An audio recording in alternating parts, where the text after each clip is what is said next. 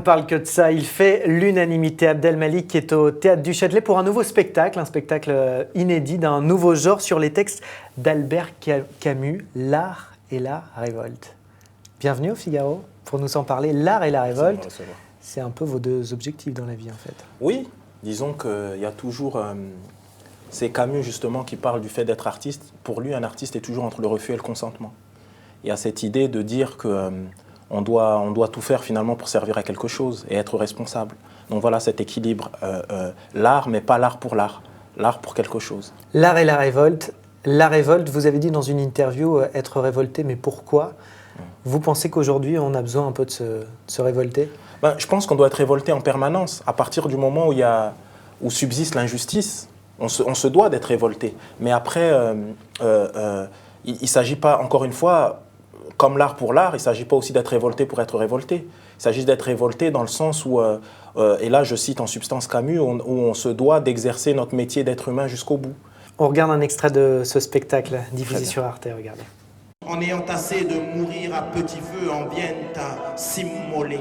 Et ces papiers, monsieur, s'il vous plaît, incessants. Et c'est l'irrespect de l'humanité des gens qui ne sont pas blancs. Et c'est le regard qu'on ne porte même plus à notre semblable. Et c'est la dignité même qui devient une valeur jetable. J'aimerais ici entendre le souffle du soleil, parler le langage de l'aube naissante. Qu'est-ce qui vous rapproche autant de Camus ? Il y a beaucoup de choses. Moi, vous savez, j'ai 12 ou 13 ans quand je découvre Camus et notamment L'Envers et l'Endroit. Comment vous le découvrez d'ailleurs ? Qui vous le met entre les mains ? D'abord, on lit L'étranger à l'école. Et donc, il y a une rencontre, mais qui est une rencontre de l'ordre esthétique. Et puis ensuite, je lis L'Envers et l'Endroit. Et là, c'est une rencontre, c'est plus que ça, c'est un bouleversement. Il se passe quelque chose de fort parce que tout d'un coup, il y a quelqu'un qui me ressemble tellement. J'ai l'impression que c'est un grand de la cité d'en bas qui est en train de me parler. Il parle du fait d'être élevé par une mère seule. Il parle du fait il vient d'une cité, Bellecour, à Alger. Moi, je viens d'une cité à Strasbourg, au Neuhof. Il parle de la fidélité aux siens, les humbles. Et moi, il y a toujours cette idée de représenter au mieux et d'être fidèle aux cités HLM et aux humbles en général. Vous étiez un peu un ovni parmi vos camarades, vos amis.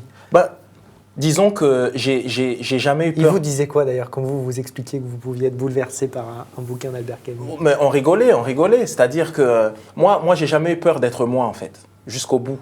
J'ai jamais eu peur de parler de littérature, de faire, même si on était des galopins comme ça, on a fait des choses un peu, comme tous les gamins. Mais nous, à la différence, c'est que ça aurait pu très très mal finir parce qu'il y a eu des drames qui se sont passés entre-temps. Et c'est vrai que vous auriez pu, quand on lit votre parcours, vous auriez pu clairement déraper. La délinquance, vous connaissez. Les drames, vous les avez vus. C'est vraiment ça, Camus, ce livre, la littérature en général qui vous a sauvé? La littérature en général, oui. En tout cas, ça a été le vrai premier pas, c'est-à-dire dans le fait de conscientiser ma situation, de me dire finalement que tout ça, c'était peut-être pas un jeu. Et que tout ça, vous savez, moi, quand je vivais dans mon quartier, il y avait un problème qui était celui de la drogue dure, de l'héroïne. Et quand il se passait des drames comme ça, c'est vrai qu'en littérature, j'avais des réponses. Quand j'ai lu, par exemple, de La brièveté de la vie de Sénèque, ça me donnait des réponses. Le fait de lire Camus qui disait justement de cette idée de transcender sa condition par la culture, c'est des choses forcément qui ont fait écho parce qu'on vivait des choses assez difficiles. Vous avez vu des amis mourir d'overdose, clairement. Ouais. Pour expliquer aux gens qui ne connaissent pas forcément. Ouais, j'ai vu ça et c'est vrai que forcément ça nous change. Forcément. Ce qui s'est passé avec vous, on peut dire c'est pas la norme. C'est pas la norme, que vous dire. D'avoir ce bouleversement et donc ce déclic personnel. C'est pas la norme. Moi, je considère que j'ai eu beaucoup de chance. Qu'est-ce qui fait, en fait, et c'est pas normal que j'ai eu de la chance. Qu'est-ce qui a fait que ça a marché avec vous? Mais j'ai envie de vous dire, c'est pas normal que j'ai eu de la chance. Parce que le fait d'être touché par la littérature ou intéressé par la littérature, ça devrait être quelque chose de normal. La clé, elle est à l'école, en fait. La clé, pour moi, elle est à l'école, elle est dans l'éducation, véritablement. Et dans le fait aussi de la reconnaissance. C'est dans le regard de l'autre qu'on devient soi. Et c'est vrai que... Mais ça marche pas aujourd'hui. Ça marche pas aujourd'hui parce que quels sont les moyens véritables qu'on donne? Est-ce qu'on est dans un regard, finalement, un regard condescendant? Est-ce que celui qui est justement en périphérie est considéré comme l'autre, donc étranger, ou est-ce qu'on le voit comme un compatriote, comme un concitoyen? Si on le voit comme un compatriote et un concitoyen, ben, il faut agir en conséquence. Et si on le voit comme un étranger, ben, on est dans un déni de France, on est dans un déni d'aujourd'hui.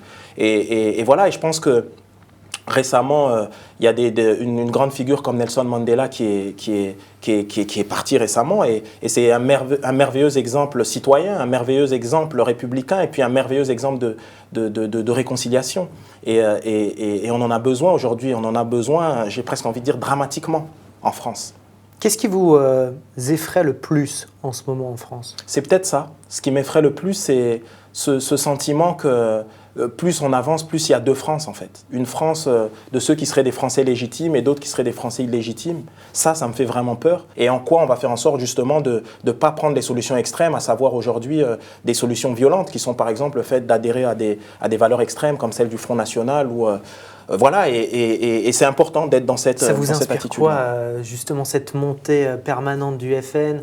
Il y a eu les attaques racistes contre Christiane Taubira.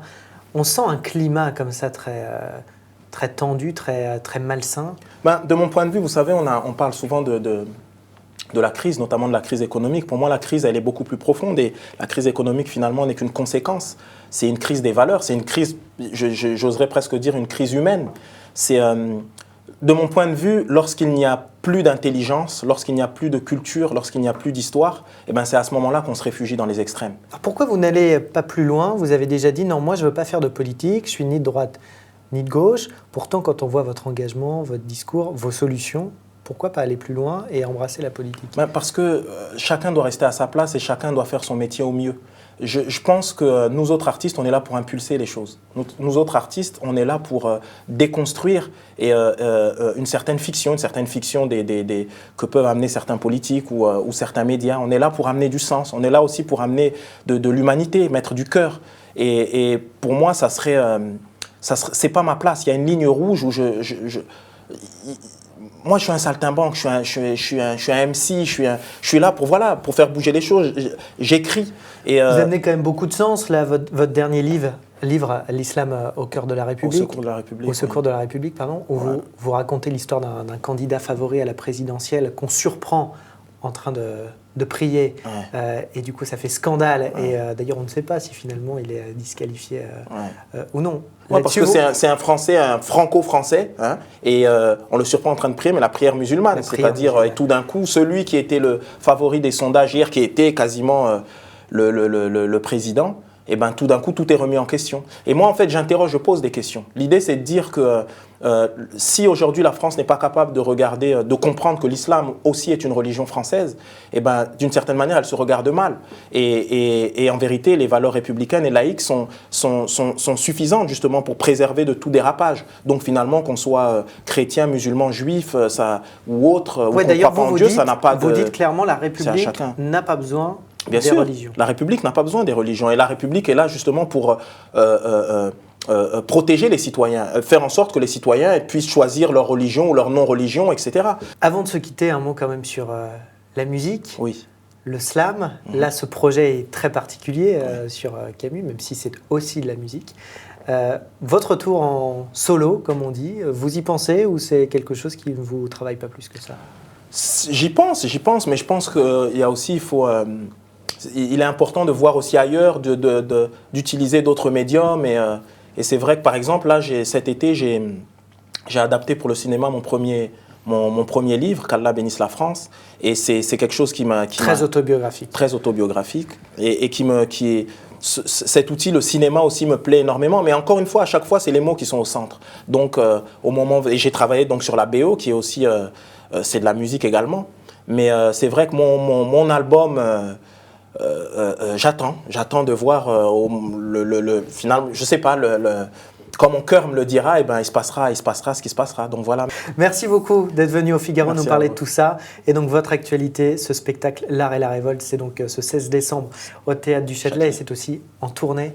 Donc on invite tout le monde à aller le voir. Merci beaucoup d'être venu au Figaro. On se retrouve très vite.